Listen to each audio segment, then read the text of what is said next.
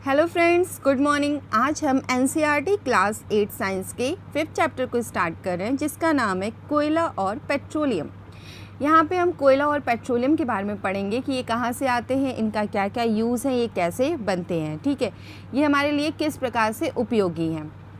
तो यहाँ पे हम देखते हैं कि हम अपने जो भी दैनिक जीवन के लिए होता है, बहुत सारी आवश्यकताएं होती, तो उनके लिए बहुत सारे पदार्थों का यूज़ करते हैं। इनमें से बहुत सारे पदार्थ हैं जो प्रकृति से पाए जाते हैं और कुछ जो है वो मानव निर्मित है। तो यहाँ पे उन्हीं के बारे में हमें देखना है।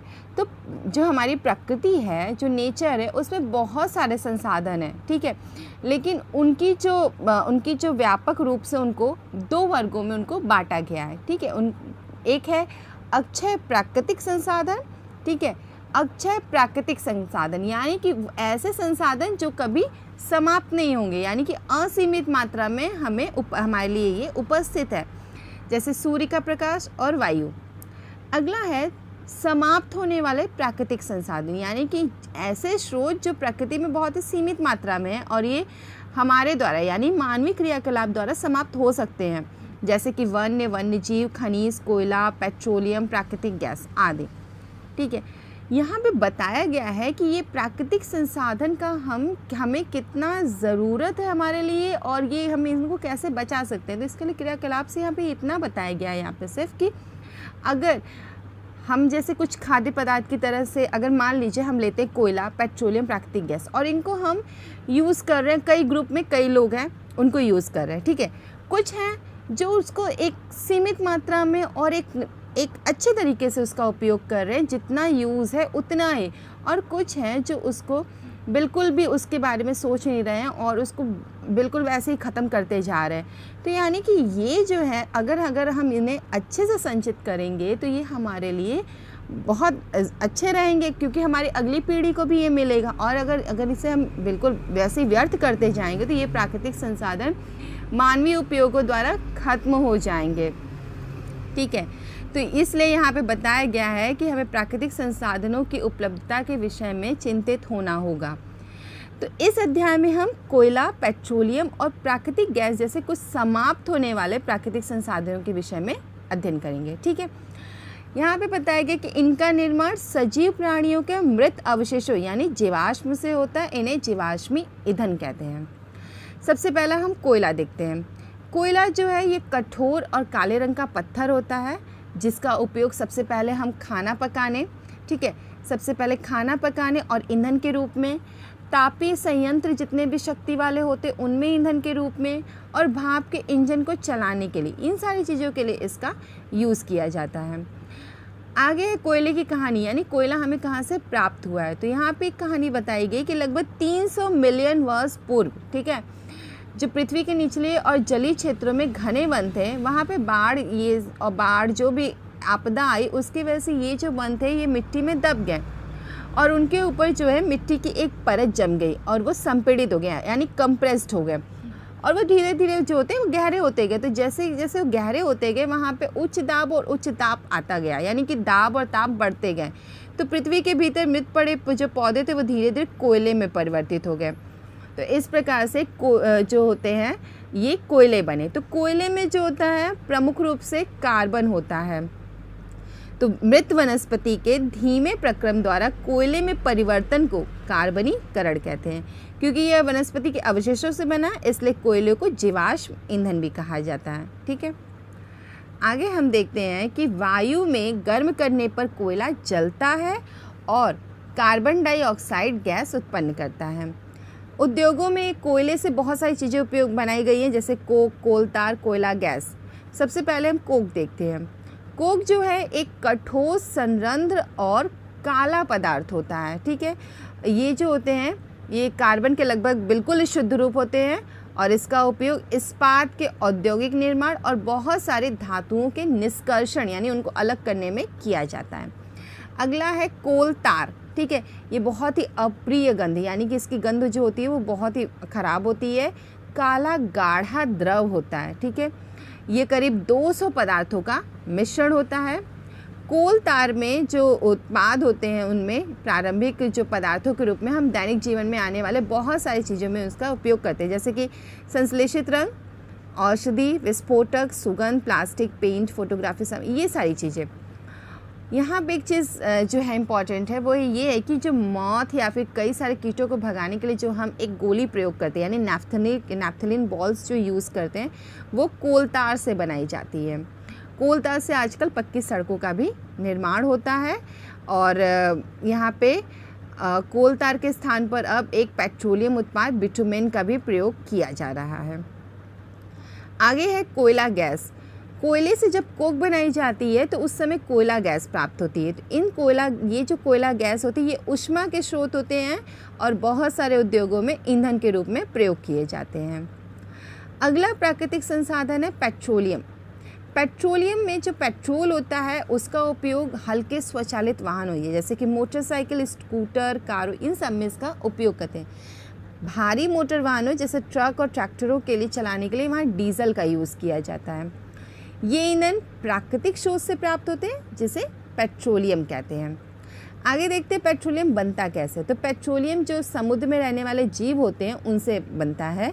जब ये जीव मृत हो जाते हैं और इनका शरीर समुद्र की पेंदी में जाकर जम जाता है तो वहाँ पर फिर रेत और मिट्टी की जो होती है एक परत जम जाती है जो उनको ढक देती है। तो करीब लाखों वर्ष बाद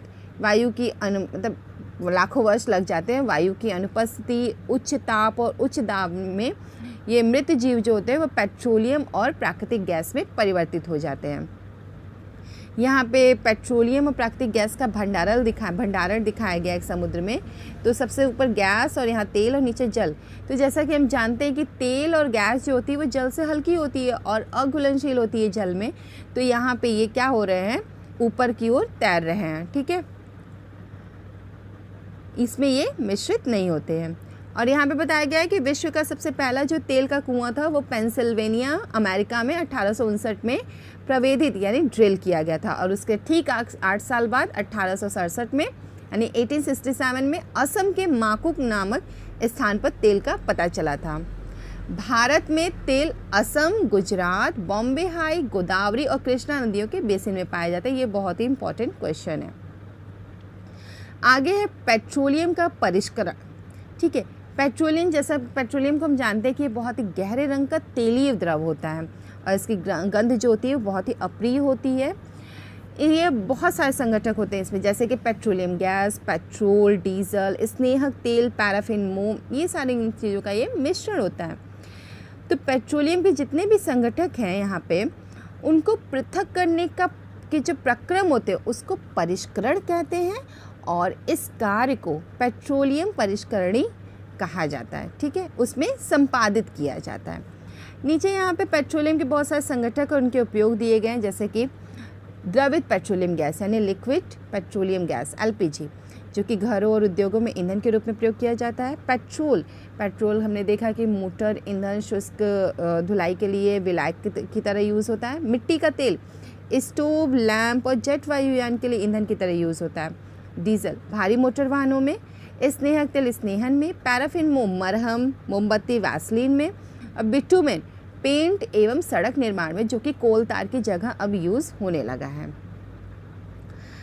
अगला यहाँ पे बताया गया है कि पेट्रोलियम और प्राकृतिक गैस जो होते हैं इन्हें पेट्रो रसायन कहा जाता है। इनमें बहुत ये जो होते हैं इनसे बहुत सारे उपयोगी पदार्थ बनाए जाते हैं जैसे कि अपमार्जक, रेशे यानी कि पॉलिस्टर, नायलॉन, एक्रेलिक, पॉलीथीन और बहुत सारे प्लास्टिक्स का यूज़ यहाँ पे इनको बनाने में किया जाता है। प्राकृतिक गैस से प्राप्त जो हाइड्रोजन गैस होती है उसको जो यूरिया को बनाने में यूज़ किया जाता है उस हाइड्रोजन गैस को। ठीक है, तो इतने सारे यूज़ होने की वजह से पेट्रोलियम को काला सोना कहा जाता है। ठीक है, आगे है प्राकृतिक गैस।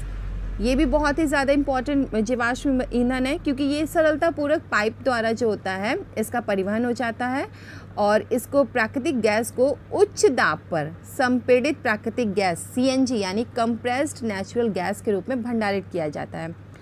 CNG जो है उसका उपयोग ऊर्जा उत्पादन हेतु किया जाता है और ऊर्जा के साथ साथ अब इसका उपयोग परिवहन में भी किया जा रहा है क्योंकि ये बहुत ही एक स्वच्छ ईंधन होता है और इसका जो लाभ होता है ये घरों और कारखानों में सीधा जलाया जा सकता है जहाँ इसकी आपूर्ति पाइप के माध्यम से की जाती है।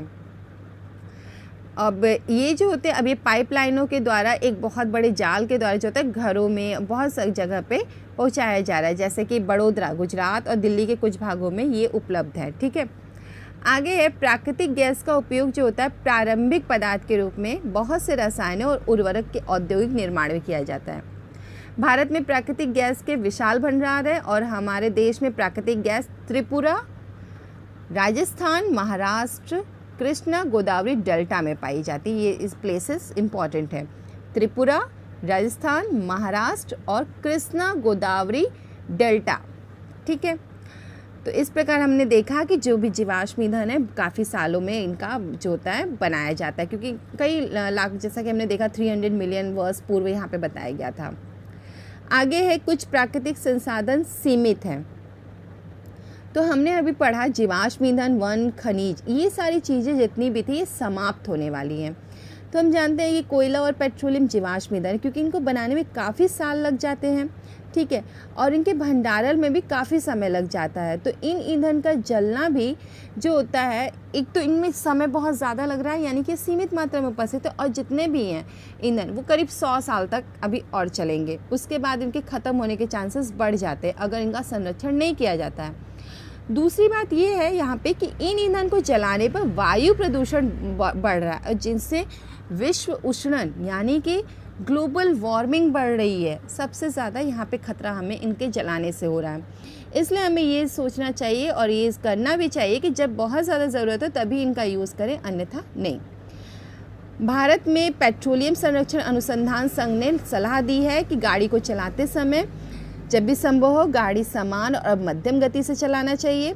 यातायात लाइटों पर जहाँ भी प्रतीक्षा करनी होती है गाड़ी के इंजन को बंद कर देना चाहिए। टायरों का दाब सही रखना चाहिए और गाड़ी का नियमित रखरखाव करना चाहिए, जिससे कि यहाँ पे जो हमारे पेट्रोल डीजल होते हैं उनकी बचत होगी। तो यहाँ पे हमने कुछ जो इतने भी देखा उसमें से कुछ इंपॉर्टेंट पॉइंट्स देख लेते हैं। सबसे पहले कोयला, पेट्रोलियम और प्राकृतिक गैस ये जीवाश्म ईंधन है। ठीक है, जीवाश्म ईंधन का निर्माण सजीवों के मृत अवशेषों से लाखों वर्ष पूर्व हुआ था। जीवाश्म ईंधन समाप्त होने वाला संसाधन, यानी कि ये लिमिटेड है, असीमित नहीं है। कोक, कोलतार, कोयला गैस कोयले से प्राप्त होता है। पेट्रोलियम के परिष्करण से पेट्रोलियम गैस, पेट्रोल, डीजल, मिट्टी का तेल, पैराफिन, मोम, स्नेहक तेल आदि को प्राप्त किया जाता है। लास्ट है कोयला और पेट्रोलियम के संसाधन सीमित है, हमें इनका न्यायोचित उपयोग करना चाहिए, जिससे कि ग्लोबल वार्मिंग जो होगी वो बहुत कम हो जाएगी। नहीं तो हम देख रहे हैं कि ये हमारी जो पृथ्वी है उसका टेम्परेचर बढ़ता जा रहा है। ठीक है, जिसके लिए ये जीवाश्म ईंधन का जलना भी कहीं ना कहीं इसके लिए उत्तरदायी है। ठीक है, तो इस तरह हमें पर्यावरण संरक्षण भी करना चाहिए। तो हमारा वीडियो आज का कैसा लगा हमें ज़रूर बताइएगा और इसे लाइक, शेयर और सब्सक्राइब भी ज़रूर करिएगा। Thank you, have a good day.